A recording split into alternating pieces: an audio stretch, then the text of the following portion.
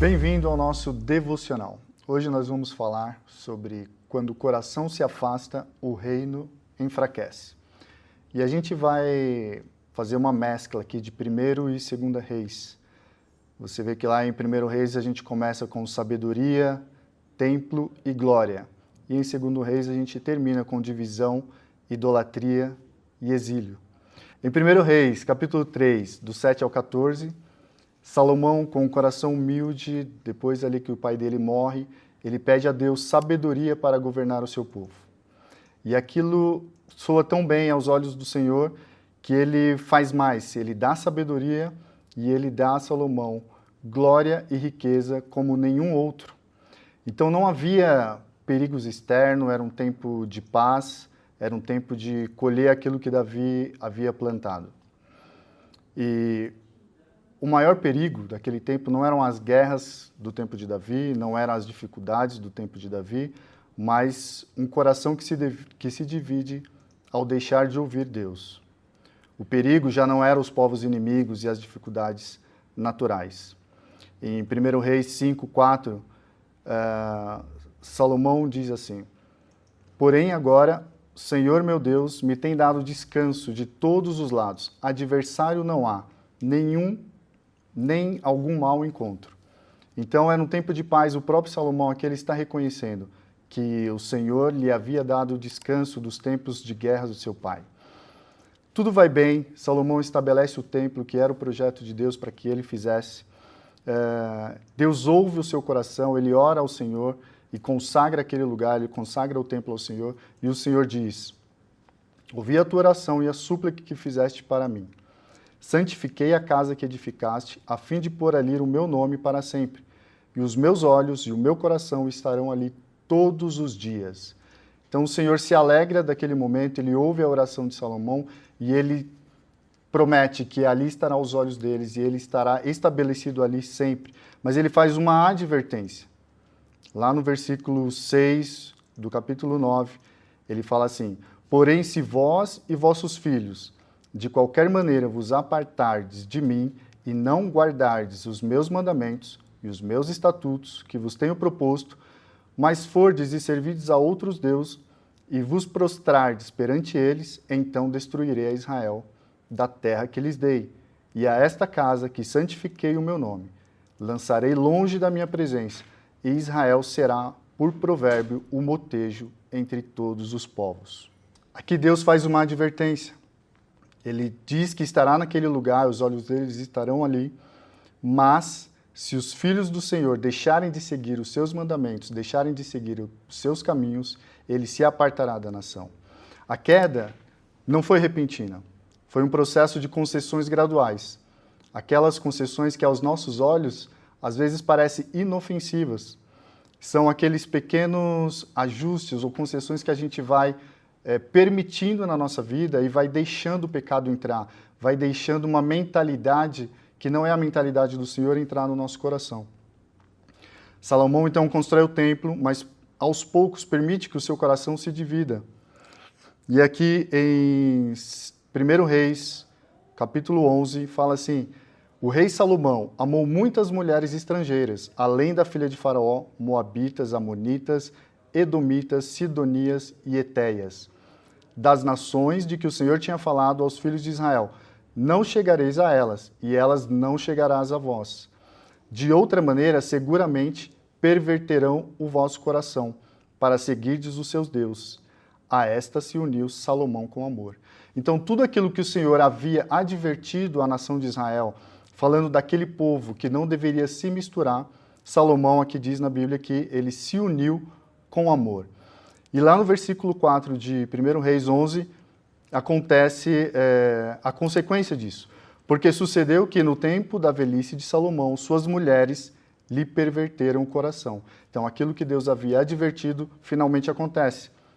"Para seguir outros deuses, e o seu coração não era perfeito para com o Senhor seu Deus, com o coração de Davi, seu pai." Como era o coração de Davi, seu pai. E depois de Salomão, ali foi o início, né, das pequenas concessões que foram acontecendo, e aí Salomão ele já começa a ouvir aquelas mulheres e começam a seguir outros deuses, né? Começa a criar altares para que elas pudessem adorar os seus deuses.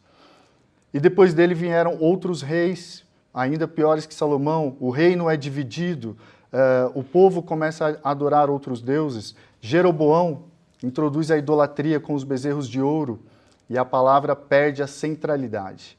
A presença de Deus é substituída por rituais. E quando Deus deixa de governar o coração, nem a estrutura, nem a história, as promessas que Deus havia feito, a estrutura, o templo que Salomão havia construído, sustentam o povo. Se nós não estamos com o coração conectado ao Senhor e aderente àquilo que Ele tem nos pedido, nada disso, nada de estrutura, nada que é terreno vai segurar o povo. Mas há uma esperança no meio do declínio. Em 2 Reis, Deus envia profetas. Deus ele não abandona o povo ao seu próprio erro. Ele levantou Elias, Eliseu, para confrontar a injustiça, para confrontar o pecado e trazer o povo ao arrependimento. Nem o próprio exílio que acontece depois foi um abandono de Deus por completo, mas uma consequência da desobediência do povo e também uma oportunidade para que o povo pudesse se reconectar com o Senhor, entender o seu caminho e voltar aos pés do Senhor. Deus ele chama ao arrependimento, ele insiste em restaurar e a misericórdia dele sempre chega antes. Ele nos adverte, ele pede que nós confiemos, que nós obedeçamos, mas ele é misericordioso para vir nos auxiliar, para trazer o arrependimento, para nos dar uma segunda chance. O juízo vem porque ele é justo. E tudo tem uma consequência. O pecado tem uma consequência. Mas Deus é bom e misericordioso. E Ele é o maior interessado em sarar o nosso coração. Ele é o maior interessado que nós venhamos cair em si, nos arrepender e voltar aos seus pés. Não é sobre começar bem que estamos falando. É sobre permanecer fiel, terminar bem. Às vezes a gente começa algo ou começamos nos caminhos do Senhor muito empolgado em conhecer, em estar na casa dele, em obedecer, mas as coisas do mundo vai tomando lugares no nosso coração e vai nos afastando. E essas pequenas concessões que nós vamos permitindo no nosso coração vai nos transformando pouco a pouco. Então, nós precisamos estar conectados nesse lugar de obedecer, mas de continuar ouvindo aquilo que o Senhor tem nos falado, de entender que a presença dele é o lugar onde nós nos reconectamos, é o lugar onde nós somos fortalecidos. E naqueles momentos que nós pensamos que estamos fracos, é na presença dele que nós somos estabelecidos e fortalecidos. E hoje o que eu queria perguntar para você é, o que tem competido no seu coração com o Senhor? Quais são as concessões que você tem feito, que você tem permitido no seu coração, que tem te levado um pouquinho mais longe do Senhor? Quais são as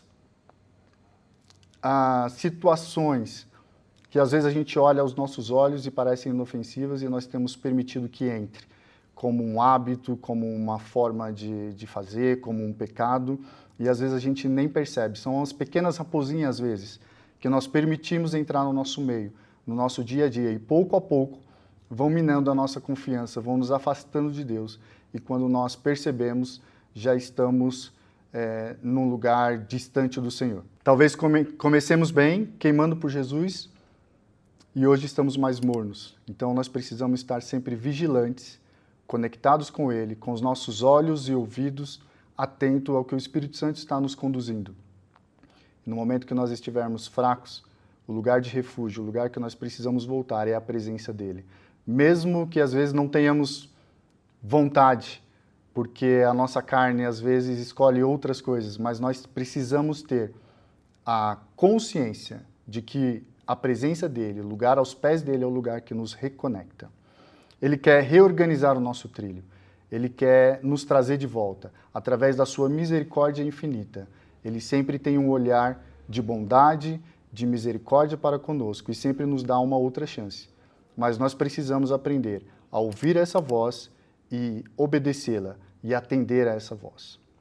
E eu quero orar hoje conosco nesse lugar de que o Senhor venha sondar os nossos corações, que o Senhor venha guardar o nosso coração da divisão venha guardar a nossa mentalidade, que a nossa mentalidade seja uma mentalidade de Cristo e que, ao menor sinal de uma pequena raposinha, de concessões que às vezes parecem normais ao nosso coração e à nossa mente, o Senhor venha, através do Espírito Santo dele, nos constranger e nos alertar para que nós possamos voltar ao lugar certo, voltar aos caminhos dele, voltar à presença dele.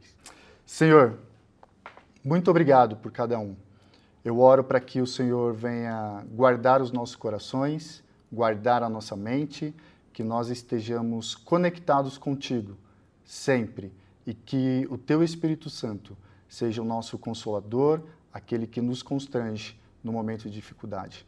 Nós dizemos sim e amém para aquilo que o Senhor quer fazer e nós queremos ouvir a tua voz. Em nome de Jesus. Amém.